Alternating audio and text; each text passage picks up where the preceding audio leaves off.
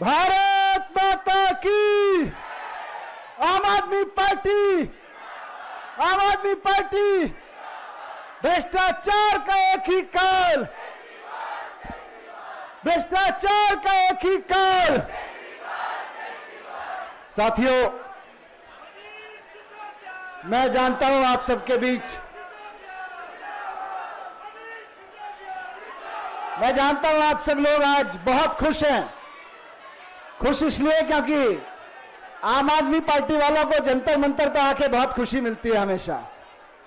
जब जब थोड़ी बहुत बैटरी में चार्ज कम होता है, हम जंतर मंतर पे आ जाते हैं और चार्ज होके जाते हैं। तो आज हम चार्ज होने आए हैं जंतर मंतर पर, अपनी स्थिति को और चार्जिंग के साथ मजबूत करने आए हैं। बहुत खुश है। मैं देख रहा था लोगों का अभी, सर आपके आने से पहले सब लोग बहुत खुश हैं, यहां जोश में हैं, उमंग में हैं, उत्साह में भरे हुए हैं सब लोग, क्योंकि उनके बीच उनके नेता अरविंद केजरीवाल जी आ गए हैं। लोग बहुत खुश हैं कि अरविंद केजरीवाल जी उनके बीच में हैं। थोड़ी बहुत मायूसी है इस बात की कि अरविंद केजरीवाल जी जेल से बाहर आ गए हैं, लेकिन सीएम नहीं है, मुख्यमंत्री नहीं है, इसका थोड़ा सा दुख है। लेकिन फिर भी लोग इस बात से बहुत खुश हैं कि चलो, मुख्यमंत्री की बात तो अब 3-4 महीने की बात है, 3-4 महीने बाद फिर से अरविंद केजरीवाल जी मुख्यमंत्री होंगे। लेकिन खुशी इस बात की है कि तानाशाह की जेलों को तोड़ के, उनके तालों को तोड़ के, भ्रष्टाचार के काल केजरीवाल हमारे बीच में आ गए हैं, हम सबके बीच में आ गए हैं फिर से। सब लोग इस बात से बहुत खुश हैं। मैं 17 महीने जेल में था। जब मैं बाहर आया तो अच्छा लगा, मुझे खुशी हुई। लेकिन सबसे ज्यादा खुशी हुई इस बात की तब जब केजरीवाल जी बाहर आए, क्योंकि सुप्रीम कोर्ट तक ने कह दिया झूठा केस है। सुप्रीम कोर्ट तक ने कह दिया कि ये केस में जब ट्रायल शुरू होगा तो 2 सवाल नहीं झेल पाएगा, ये केस 2 सवाल में फ्लैट हो जाएगा। ये मैं नहीं कह रहा, आज देश के सुप्रीम कोर्ट ने कहा है केजरीवाल जी के ऊपर, मेरे ऊपर, संजय भाई के ऊपर जो आरोप लगाए गए थे, उन आरोपों के बारे में जमानत देते हुए सुप्रीम कोर्ट ने कहा है कि यह केस आपका 2 सवाल नहीं झेल पाएगा। इतनी झूठ की कहानी आप लोगों ने लिखी हुई है। क्या किया इन लोगों ने? इन्होंने मेरा सब कुछ छान मारा, सर का सब कुछ छान मारा, घर द्वार सब खगोल डाला, कुछ नहीं मिला।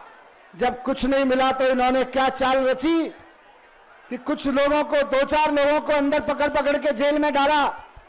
उनको बोला कि देखो, बाहर आना चाहते हो तो अरविंद जी के खिलाफ बयान दे दो, नहीं तो जेल में सड़ा सड़ा के मार डालेंगे।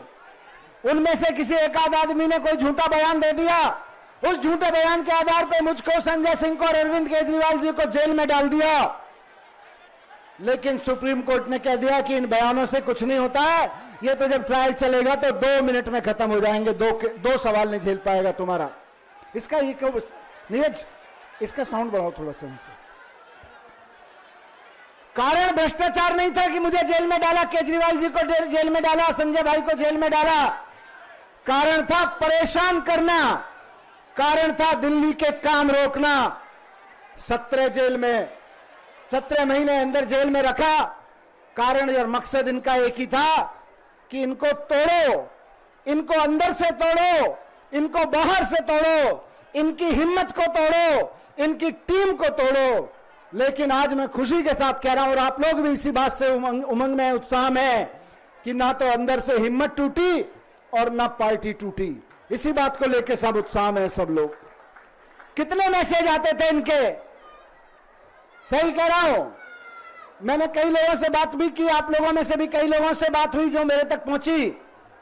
कई लोगों ने आके कहा, मनीष जी किस चक्कर में पड़े हो, आ जाओ, जेल में सड़ा सड़ा के मार डालेंगे ये लोग, जानते नहीं हो आप इनको, आ जाओ, छोड़ दो, इधर आ जाओ, क्या होगा, जेल में कब तक पड़े रहोगे, अपनी सोचो। मुझे आगे ज्ञान भिजवाते थे। राजनीति में तो देखो सब ऐसे ही होता है, कोई किसी की नहीं सोचता। आपको आना चाहिए, आपको जेल से बाहर आना है तो आपको सुननी चाहिए इनकी बात। मुझे बता दे, आपकी वाइफ बीमार है, आपका बेटा पढ़ रहा है अभी कॉलेज में, सोचो अपने परिवार की सोचो, परेशान हो जाओगे। मेरे घर में, जो घर मैंने 2002 में जब मैं पत्रकार था 5 लाख रुपए में घर खरीदा था, उस घर को भी इन्होंने छीन लिया, अपने कब्जे में कर लिया। मेरे बैंक अकाउंट में सैलरी के 10 लाख रुपए पड़े थे, वो 10 लाख रुपए भी इन्होंने अपने कब्जे में कर लिए। पहले डराते थे, समझाते थे, बहलाते फुसलाते थे। मेरा घर छीन लिया जो मैंने 5 लाख रुपए में 2002 में खरीदा था, बोले इसको भी जब्त कर लेते हैं। मेरे अकाउंट में 10 लाख रुपए पड़े थे, वो भी जब्त कर लिए। मेरा बेटा कॉलेज में पढ़ता है, मुझे उसकी फीस भरने के लिए लोगों के सामने हाथ फैलाने पड़े कि मुझे अपने बेटे की फीस देनी है। मेरा बैंक अकाउंट ईडी ने फ्रीज कर दिया है। इस तरह से टॉर्चर करते थे, इस तरह से मेंटली हैरेस करते थे। क्यों? इनकी कोशिश थी कि यह आदमी टूट जाए। लेकिन हम भी अरविंद केजरीवाल जी के साथ में, अरविंद केजरीवाल जी की टीम के ग्रुप में खड़े हुए हैं। टूटे नहीं, घबराए नहीं, अंदर से टूटने का तो सवाल ही नहीं उठता। जब अंदर से नहीं टूटा तो इन्होंने बाहर से तोड़ने की कोशिश की, चारों तरफ से। कभी कहते थे सर आपको पता नहीं है मनीष जी, आपको तो अरविंद केजरीवाल जी ने फंसा दिया है। मुझे आके कहते थे, मैसेज देते थे। मैंने कहा भाई मेरे को तो अरविंद केजरीवाल जी ने 26 साल पहले फंसा दिया था इस काम में, उसी में लगा हुआ हूं मैं तो। कभी आके आपने भी देखा होगा, मीडिया के लोगों ने बताया था, बेशर्मी देखिए इनकी कि सीबीआई में अरेस्ट करने के बाद अरविंद केजरीवाल जी के मुंह में एक बयान डाला, जबरदस्ती वहां कोर्ट में बोला कि अरविंद केजरीवाल जी ने कहा है कि केजरीवाल जी ने तो मनीष सिसोदिया का नाम ले दिया, सारा इल्जाम मनीष सिसोदिया पे डाल दिया। और जिस दिन कोर्ट में यह कहा कि केजरीवाल जी ने तो मनीष सिसोदिया का नाम ले दिया, उसी समय मुझको आके कहा कि देखो अब तो केजरीवाल जी ने आपका नाम ले दिया, बेहतर होगा आप केजरीवाल जी का नाम ले दो। आप केजरीवाल जी का नाम ले दो तो आप बच जाओगे। मैं ऐसे सारे आरोपों पे, ऐसे सारी इनकी कोशिशों पे मैं मुस्कुराता था, हंसता था, और मुस्कुराते हुए हंसते हुए इनसे कहता था जब कुछ गलत हुआ ही नहीं तो मैं किस चीज में नाम ले दूं। जब कुछ गलत किया ही नहीं तो केजरीवाल जी ने भी क्या नाम लिया होगा मेरा। और जब उन्होंने कुछ गलत नहीं किया तो मैं किस चीज में नाम ले दूं केजरीवाल जी का। मैंने बार बार उनको कहा, और आज इस मंच से जंतर मंतर के मंच से दोहरा रहा हूं। मैं मुस्कुरा कर उनसे कहता था कि आप जानते हो आप क्या कर रहे हो। जो लोग मैसेज लेके आते थे मेरे पास इनका, मैं उनको कहता था आप जानते हो आप क्या कर रहे हो। आप लक्ष्मण को राम से अलग करने की कोशिश कर रहे हो। मैंने इनको कहा, भाजपा वालों को जवाब दिया कि आप लक्ष्मण को राम से अलग करने की कोशिश कर रहे हो। कोशिश करना मत, कोई दुनिया के किसी रावण में ताकत नहीं है कि लक्ष्मण को राम से अलग कर सके। बहुत कोशिश की इन्होंने तोड़ने की, समझाने की, मुझे अंदर से तोड़ने की, पार्टी से तोड़ने की।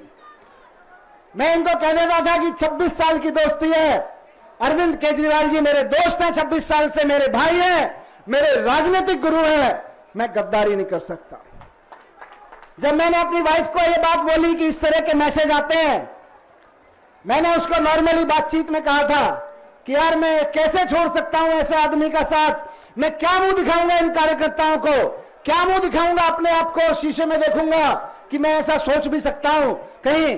तो मेरी वाइफ ने कहा कि कार्यकर्ताओं को और अपने आप को तो बाद में छोड़ो, अगर ऐसा सोचोगे भी तो मेरे को क्या मुंह दिखाओगे अगर अरविंद केजरीवाल जी को छोड़ने के बारे में सोचोगे तो। अगर अरविंद केजरीवाल जी के नाम के बारे में ऐसा सोचोगे, उनके साथ गद्दारी करने के बारे में सोचोगे तो।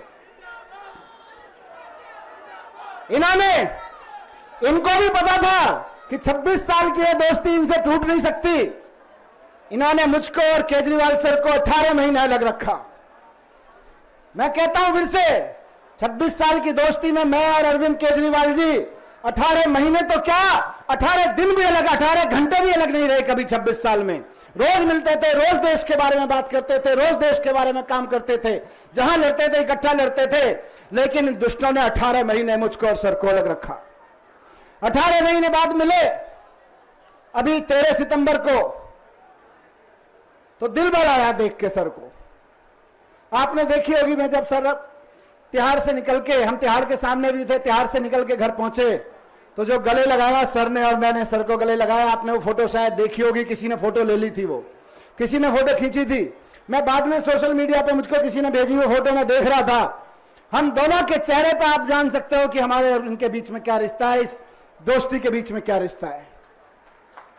इसको तोड़ने चले थे बीजेपी वाले।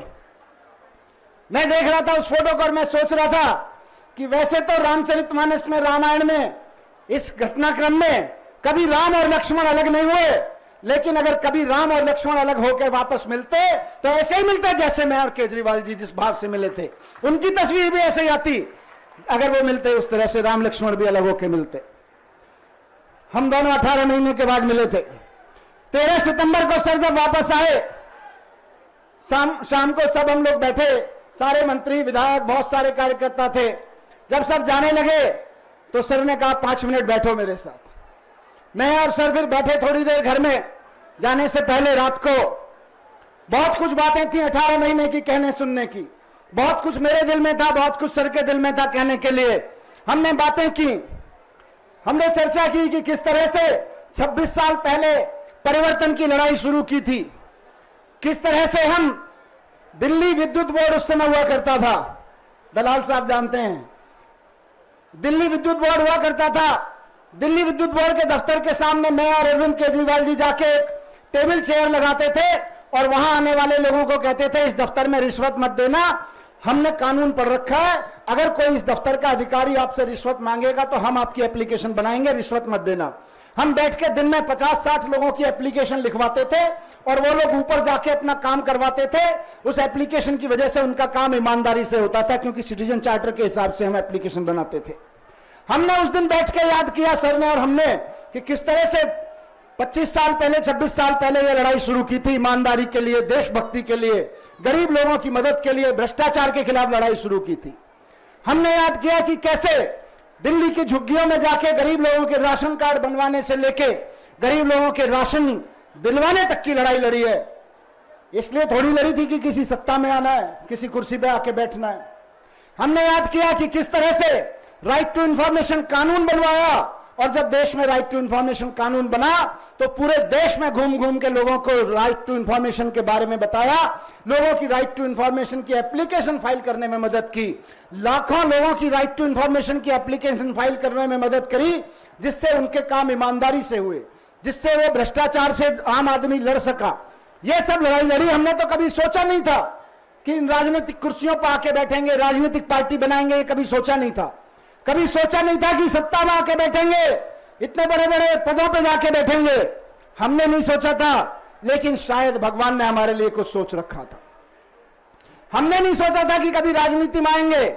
हम तो ईमानदारी और देशभक्ति का जज्बा लेके घर से निकले थे और थोड़ा काम कर रहे थे लोगों के लिए, लेकिन शायद भगवान ने कुछ सोच रखा था। भगवान के सोचे हुए के मुताबिक, भगवान के दिए हुए के मुताबिक मुख्यमंत्री बने, मैं मंत्री बना, दिल्ली में काम किया, लोगों के स्कूल बनवाए, अस्पताल बनवाए, यूनिवर्सिटीज बनवाई बच्चों के लिए, स्टूडेंट्स के लिए, ईमानदारी से काम किया। दिल्ली का बजट 30,000 करोड़ से बढ़ के 75,000 करोड़ रुपए पहुंचा दिया ईमानदारी से काम करते हुए। और जब दिल्ली का बजट बढ़ा तो उस बजट से जो पैसा मिला, सर ने कहा कि दिल्ली के लोग टैक्स दे रहे हैं, ईमानदारी से टैक्स इकट्ठा हो रहा है, अब इसको वापस जनता को देंगे। तो बिजली फ्री हो गई, पानी फ्री हो गया, बस यात्राएं फ्री हो गई, तीर्थ यात्राएं फ्री हो गई, अनऑथराइज कॉलोनियों में, मोहल्लों में इतनी सारी सड़कें बन गई, इतनी सारी बसें आ गई जो कभी नहीं आई, 24 घंटे बिजली आने लगी। क्यों? क्योंकि ईमानदारी से काम किया और देशभक्ति से काम किया। मैं जब जेल से बाहर आया, उस दिन रात को बैठे हुए हमारी और सर की बात हो रही थी।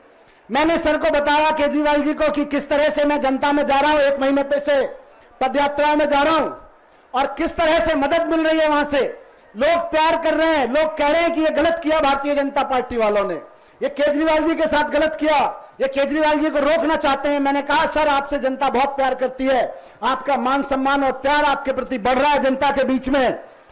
केस तो झूठा था ही, जमानत तक तो था ही केस, ये सारा केस जमानत तक था, ये हमारी चर्चा हुई। हमने कहा ये ट्रायल तो 7-8 साल चलेगा, अभी कम से कम 7-8 साल ये ट्रायल चलेगा। अदालत ने कह दिया है कि 2 क्वेश्चन में ये केस फ्लैट हो जाएगा, लेकिन ट्रायल चलने में, ट्रायल खत्म होने में 7-8 साल लगेंगे। सर ने कहा, अब ये बात महत्वपूर्ण मैं आपके बता रहा हूं, हमारे जो चर्चा हुई, सर ने कहा कि अदालत की मोहर तो लग गई है कि केस खत्म है, कुछ नहीं है इसमें, लेकिन जनता की मोहर भी लगानी है कि केजरीवाल जी ईमानदार है। यह जनता की मोहर लगवानी है, जनता की मोहर लगनी है। मैंने पूछा सर कैसे होगा, क्या करेंगे, कैसे चाहते हैं, क्या करेंगे? तो सर ने कहा कि मैं लांछन लेके सीएम की कुर्सी पे नहीं बैठूंगा, इन्होंने मेरे ऊपर बेईमानी का आरोप लगाया। मैं ये लांछन लेके सीएम की कुर्सी पर नहीं बैठूंगा। अदालत ने तो कह दिया है कि ये 2 क्वेश्चन में भी टिकेगा केस, लेकिन मैं जनता के बीच जाऊंगा और जनता कहेगी कि केजरीवाल ईमानदार हैं, जनता कहेगी कि केजरीवाल हमारे ईमानदार नेता हैं और चुन के भेजेगी तो मैं कुर्सी पे बैठूंगा सीएम की। मैंने कहा ये कैसे करेंगे, जनता की मोहर कैसे लगेगी, जनता कैसे कहेगी कि केजरीवाल जी ईमानदार हैं? तो सर ने कहा कि मैं सीएम पद से इस्तीफा दे दूंगा, 3 महीने बाद चुनाव है, अगर जनता दोबारा चुन के भेजेगी और मैं यही कहने जाऊंगा जनता के बीच कि मैंने काम किया है, मैं ईमानदार हूं। अगर दिल्ली की जनता ये सोचती है कि मैं ईमानदार हूं, दिल्ली की जनता ये मानती है कि केजरीवाल ईमानदार है, तो वोट दें और कुर्सी पे बिठाएं, नहीं तो घर बैठ जाऊंगा। केजरीवाल जी ने मुझसे कहा उस दिन 13 सितंबर को। मैंने सर से कहा कि सर आपके दिल में, सर ने अपने दिल की बात कही। मैंने सर से कहा कि अगर आपके दिल में है, ये तो मेरे दिल में भी यही बात है। मैंने भी पिछले 10 साल में आपके साथ कदम से कदम मिलाते हुए दिल्ली की जनता के लिए ईमानदारी से काम किया है। दिल्ली के बच्चों की शिक्षा के लिए स्कूल बनवा के, यूनिवर्सिटीज बनवा के ईमानदारी से काम किया है। मैंने कहा तो सर जो आपके दिल की बात है वो मेरे भी दिल की बात है कि अब कुर्सी पे एजुकेशन मिनिस्टर की और डिप्टी सीएम की तभी बैठूंगा जब जनता कहेगी मनीष सिसोदिया ईमानदार है। जब जनता ये कहेगी, 3 महीने 4 महीने चुनाव में है, जनता जब ये कहेगी कि मनीष सिसोदिया ईमानदार है, हमें मनीष सिसोदिया शिक्षा मंत्री के रूप में चाहिए, तभी मैं शिक्षा मंत्री की कुर्सी पे बैठूंगा, उससे पहले अब शिक्षा मंत्री की कुर्सी पे नहीं बैठूंगा। जो बात सर के दिल में है वही मेरे दिल में भी है, इसलिए आज जनता की अदालत में आए हैं।